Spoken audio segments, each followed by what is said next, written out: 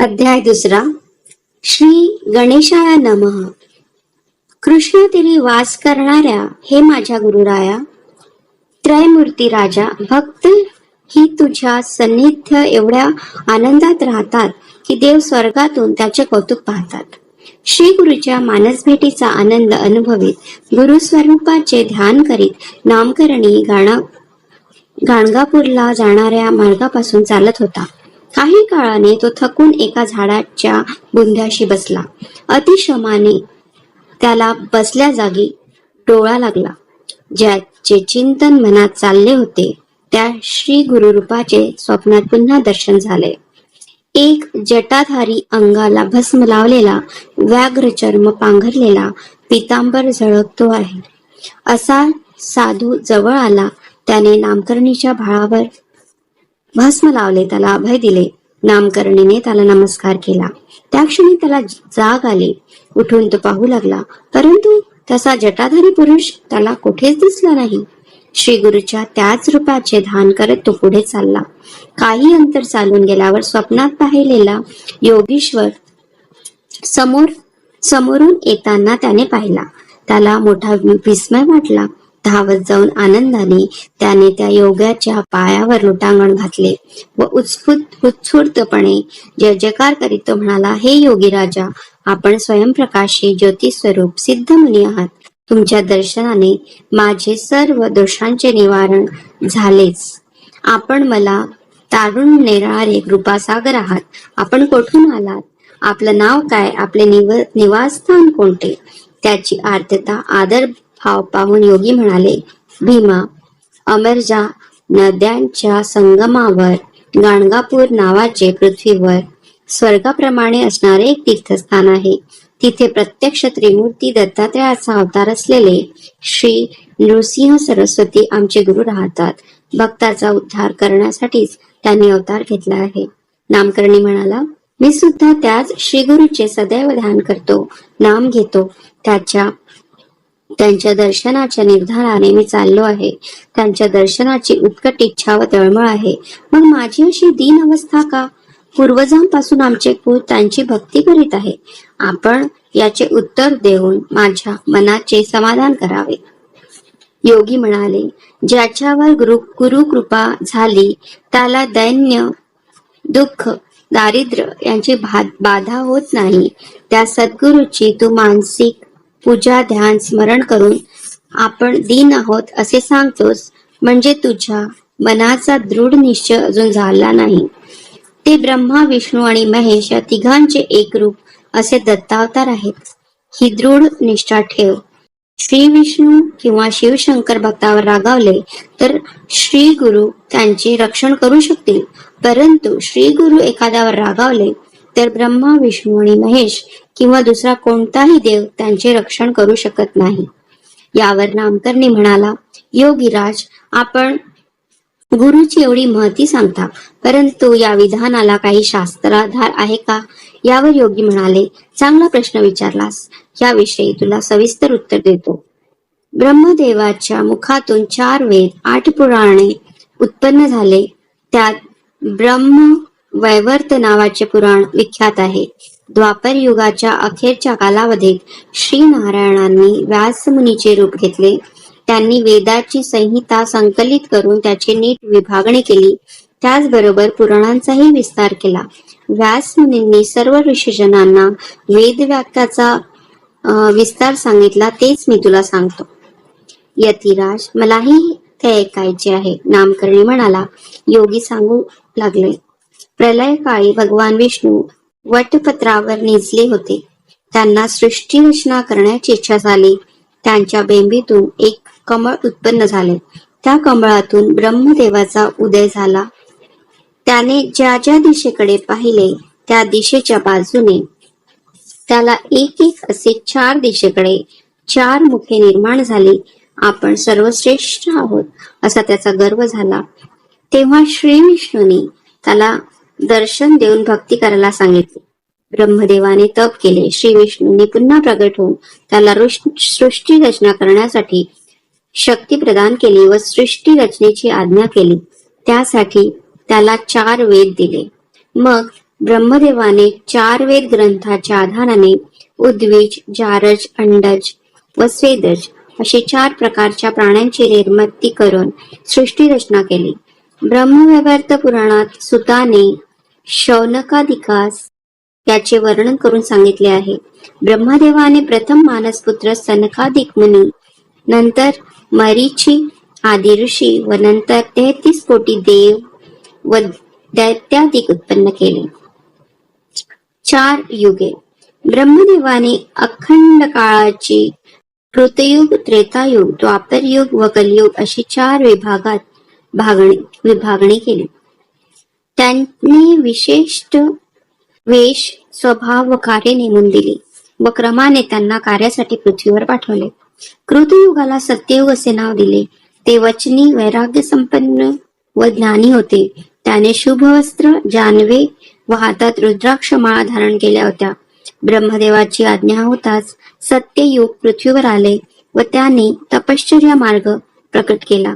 त्याचा कालावधी संपताच ब्रह्मदेवाच्या आज्ञेने त्रेतायुग पृथ्वीवर आले.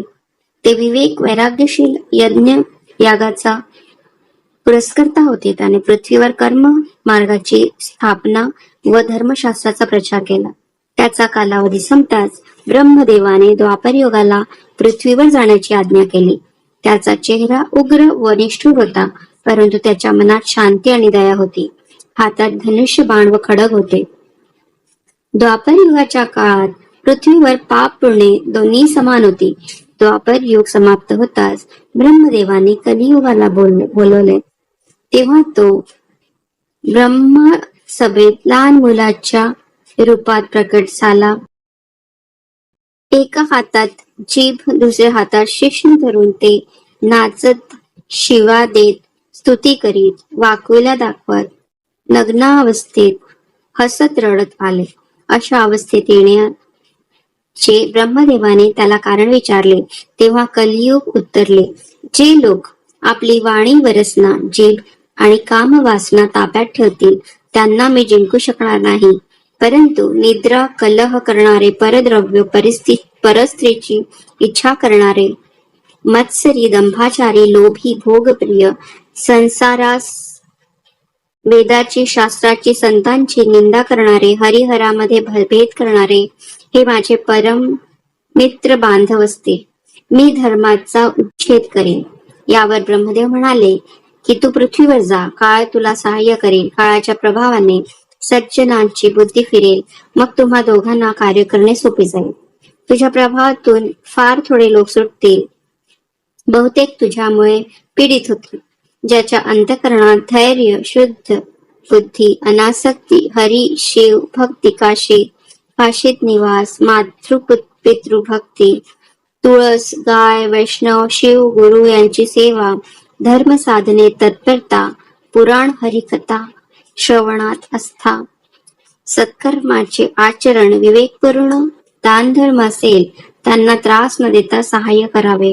कारण कलियुगातील लोकांना शक्ती कमी, आयुष्य थोडे आहे, म्हणून तप भक्ती करणाऱ्यांना तत्काळ त्याचे फळ मिळते. गुरुसेवकाला त्रास देऊ नकोस, ब्रह्मदेवाने असे बजावले असता कलियुगाने गुरु या शब्दाचा अर्थ, स्वरूप व महिमा काय असे विचारल्यावर ब्रह्मदेव उत्तरले, ग व उ वर मिळून गुरु शब्द होतो. ग हे शब्द गणेशवाचक, उ हा स्वर विष्णुवाचक आणि र हे अग्निवाचक असून गुरु हा शब्द चारी पुरुषार्थाची प्राप्ती करून देणारा असून गुरु माता, पिता, ब्रह्मा, विष्णू आणि महेश आहेत. गुरु भक्तीमुळे शास्त्राचा अर्थ, तीर्थ, व्रते, योग, तप आदी धर्म कळतात. आचार धर्म, वर्णाश्रम धर्म, ज्ञान, भक्ती, वैराग्य प्राप्त होतात. कलियुगाने उदाहरण म्हणून या संबंधाने एखादी गोष्ट सांगण्याची विनंती केली तेव्हा ब्रह्मदेव सांगू लागले. संदीपकाची गुरुभक्ती. गोदावरी नदी किनारी अंगिरस मुनीच्या आश्रमात पैल ऋषीचे शिष्य वेदधर्म नावाचे मुनी राहत होते. एके दिवशी त्यांनी आपल्या शिष्यांना जवळ बोलावून घेतले व म्हटले, की माझ्यावर भक्ती असेल तर माझे वचन आहे का? यावर शिष्य म्हणाले, गुरु वचन आम्हाला प्रमाण आहे. गुरु आज्ञेचे पालन केले नाही तर काय अनर्थ होतो याची आम्हाला कल्पना आहे. यावर वेद धर्म म्हणाले, माझे पूर्व कर्म वाईट आहे. त्यातील बरेचसे कर्म फिटले आहे, परंतु उरलेले कर्म भोगल्याशिवाय फिटणार नाही. त्यासाठी काशी क्षेत्री जाऊन मी भोग कर्मे फेडावीत असे आम्ही ठरवले आहे.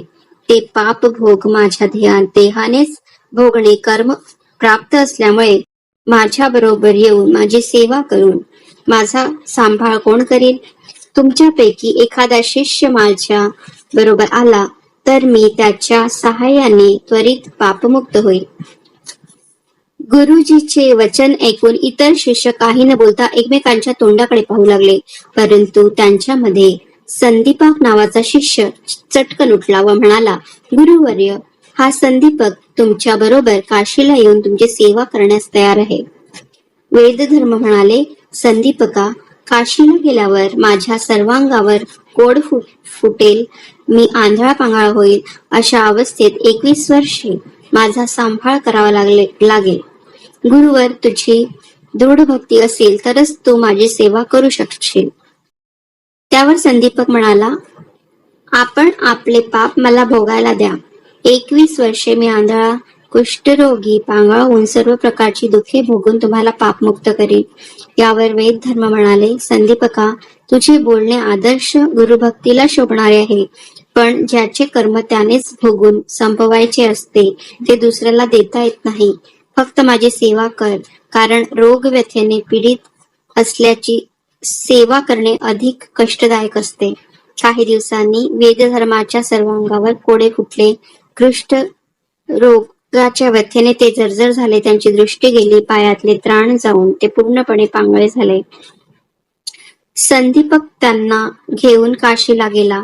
तेथे तो मने भावे न कंटाळता गुरूंची सेवा करीत होता. गुरूंनी लहान मुलाप्रमाणे हट्ट करून लहरीपणाने परस्पर विरुद्ध आज्ञा देऊन संदीपकाला खूप त्रास दिला. रोग वस्थेने हैराण झालेले गुरु चिडखोर, उर्मट, शिवराळ, असंबद्ध बोलत, परंतु संदीपकाने त्याचा राग अथवा खंत केली नाही. काशीत राहून त्याने काशीश्वेश्वराचे दर्शन घेतले नाही. गुरु सेवेशिवाय त्याला जीवनच उरले नाही. संदीपकाची गुरुभक्ती पाहून भगवान शिवशंकर प्रसन्न झाले व ते संदीपकाच्या समोर प्रकट होऊन त्यांनी त्याला हवा तो वर मागण्याची आज्ञा केली. भगवान शिवाला पाहून संदीपकाला आनंद झाला, परंतु गुरु आज्ञेशिवाय मी वर मागू शकत नाही.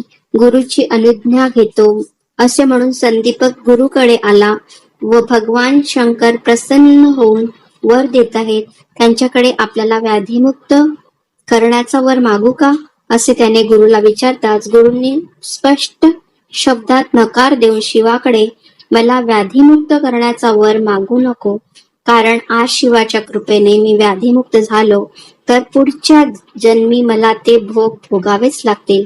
भोग हे भोगूनच संपवावे लागतात. गुरूंची क्षमा मागून संदीपक शिवाकडे आला व विनम्रपणे नमस्कार करून म्हणाला, मला माझ्यासाठी व गुरूंना त्यांच्यासाठी कोणताच वर नको आहे. भगवान शंकरांनी हा सर्व वृत्तांत देवसभेत सर्व देवांना सांगितला. ते ऐकून भगवान विष्णूला आश्चर्य वाटले व ते स्वतः संदीपकाला भेटायला गेले. त्यांनीही संदीपकाला वरदान मागण्याची आज्ञा केली. गुरुभक्तीमध्ये मग्न असलेल्या संदीपकाला भगवान विष्णूला पाहून हर्ष झाला, परंतु माझी गुरुभक्ती व गुरुसेवा दृढ व्हावी असा वर द्यावा अशी विनंती केली. यावर भगवान विष्णू म्हणाले, जो कोणी माता पिता गुरु यांची सेवा करतो, पर्यायाने आमचीच भक्ती करतो. गुरुसेवा सर्व उपासनेपेक्षा श्रेष्ठ आहे, तीच दृढ होईल असा मी तुला वर देतो, असे म्हणून विष्णू अंतर्धान पावले. वेदधर्म ऋषींना हा सर्व वृत्तांत कळला. त्यांनी संदीपकाला जवळ बोलवून त्याच्या मस्तकावर वरदहस्त ठेवीत आशीर्वाद देत म्हटले, बाळ संदीपका, तुला भावी आयुष्यात सर्व ऐश्वर्य सुखे सिद्धी घर बसल्या प्राप्त होतील. तुझ्या स्मरणाने कुष्ठरोगासारखे असाध्य रोग बरे होतील. संदीपकाने गुरुचरणावर मस्तक ठेवले. त्याच्या डोळ्यातील आनंदाश्रू गुरुचरणावर पडले. वेदधर्म ऋषींनी त्याला वर उठविले. गुरुचा देह दिव्य रूप झाला होता. गुरुच्या अंगावरील कुष्ठ नाहीसे झाले होते. आंधळे पांगळे विकलांग झालेले गुरु पूर्ववत झाले होते. हे पाहून संदीपकाचा आनंद गगनात मावेना.